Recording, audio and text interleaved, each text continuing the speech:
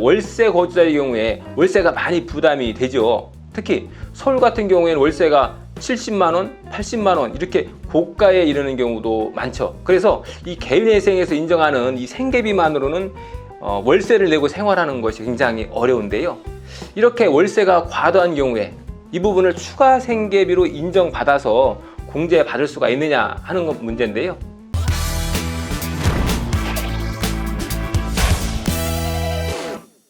안녕하세요. 김신철 변호사입니다. 개인회생을 신청하는 채무자가 준비해야 하는 서류 중에는 실제로 거주하고 있는 주소지와 관련해서 반드시 제출해야만 하는 서류가 있는데요.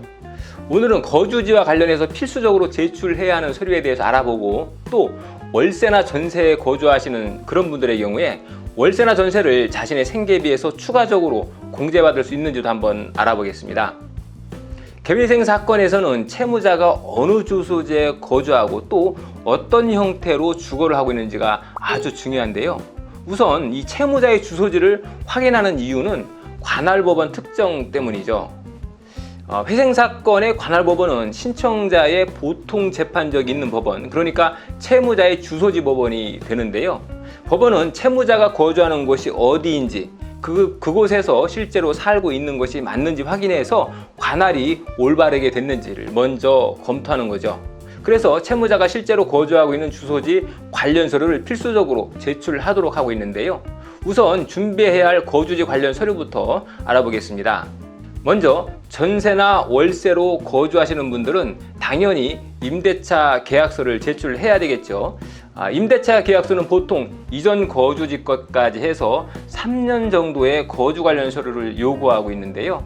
그래서 이전 거주지와 현재 거주지의 보증금이 어느 정도 되는지를 확인하고, 이 보증금이 옛날보다 많이 줄어들었다 하면 이전 보증금을 어떻게 사용했는지를 소명하도록 요구하고 있는 거죠. 그리고 만약 본인이나 배우자 소유의 집에서 거주 중이다 라고 하면 거주지의 등기부 등본을 제출해야 하는데요. 이때 주택의 담보대출이 있다면 이 근저당권자의 부채 증명서도 함께 발급해서 제출해야 합니다.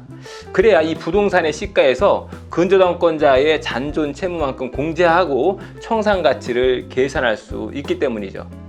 참고로 이 채무자나 채무자의 배우자가 소유한 부동산에 대해서는 그 부동산의 시세를 확인할 수 있는 소명자료도 함께 제출해야 하는데요. 실무상 아파트 시세 같은 경우에는 보통 국민은행에서 제공하고 있는 KB 부동산 시세를 참조하고 있습니다. 그리고 만약 부모님이나 형제 같은 친족 소유의 부동산에 무상으로 거주하는 경우도 있는데, 이런 경우에는 부동산 등기부 등본과 함께 실제 부동산 소유자가 작성한 무상거주 확인서와 소유자 신분증, 사본도 함께 제출해야 합니다. 그런데 이런 분들도 있죠.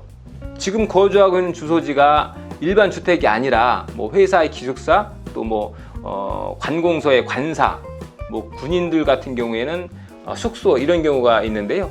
특히 이 군인들의 경우에 부대 내 간부 숙소에 거주하는 경우가 많죠. 이런 경우에는 이를 소명할 수 있는 관사 거주 확인서라고 하는 걸 준비하시면 됩니다. 자, 다음으로 이 세입자의 추가 생계비 공제에 대해서 알아볼 텐데요. 일반적으로 이 전세입자나 무상 거주자에 비해서 월세 거주자의 경우에 월세가 많이 부담이 되죠. 특히 서울 같은 경우에는 월세가 70만 원, 80만 원 이렇게 고가에 이르는 경우도 많죠. 그래서 이 개인회생에서 인정하는 이 생계비만으로는 월세를 내고 생활하는 것이 굉장히 어려운데요. 이렇게 월세가 과도한 경우에 이 부분을 추가 생계비로 인정받아서 공제받을 수가 있느냐 하는 건 문제인데요. 자, 이 부분에 대해서 법원 행정처가 추가 주거비 인정 기준을 마련해 놓았는데요. 한번 보면 추가 주거비 인정 기준은 지역마다 조금씩 다르죠. 그래서 1인 가구를 기준으로 보면 서울시는 약 38만 원 정도, 세종이나 용인, 화성 같은 경우에는 29만 원, 그리고 나머지 광역시는 17만 원, 그리고 그 밖의 지역은 13만 원, 이 정도를 추가 주거비 인정 기준으로 마련하고 있습니다. 그래서 개인회생을 신청할 때 채무자는 자신이 거주하고 있는 지역을 고려해서 이 추가 주거비 공제를 주장해 볼 수 있는 거죠. 하지만 이 추가 주거비는 채무자가 주장한다고 해서 무조건 다 인정받을 수 있는 것은 아니고요. 채무자가 처한 상황이나 채무가 발생하게 된 사유, 또 청산가치, 변제율 이런 부분들을 다 종합적으로 고려해서 법원에서 수용 여부를 결정하기 때문에 상담하실 때 자세히 안내를 받아보시기 바랍니다. 오늘은 개회생의 주거지 관련 준비 서류와 세입자의 추가 주거비에 대해서 알아봤습니다. 김신철 변호사였습니다. 감사합니다.